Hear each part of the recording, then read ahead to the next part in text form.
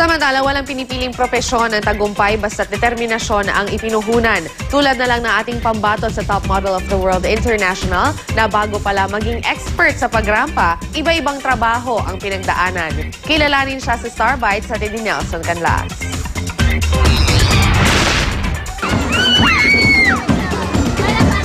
Bago tanghaling Miss Universe 2010 fourth runner-up, certified probinsyana ika nga si Venus Ra na taga Bato, Camarines Sur. Si Shamsi Supsop naman na third runner-up noong Miss Universe 2011, taga Jensan.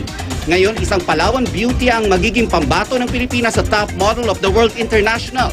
Si Janicel Lubina dating magsasaka at kasambahay.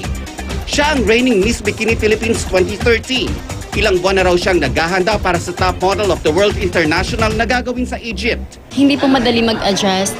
Bilang isang probinsyana, nagka-catwalk ako, may makeup training din ako, and personality development.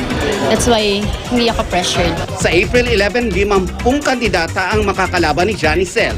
Mula 1993, isang Pilipina pa lang ang may hawak ng titulo ng Top Model of the World, si Michelle De Leon. Automatikong nakuha niya ang titulo nang mag-resign ang winner noon na si Miss Brazil. Confident ako. Even may pressure. Kasi alam ko sa sarili ko na na-prepare ako. Siguro, it is God's will din. Nelson Canlas, GMA News.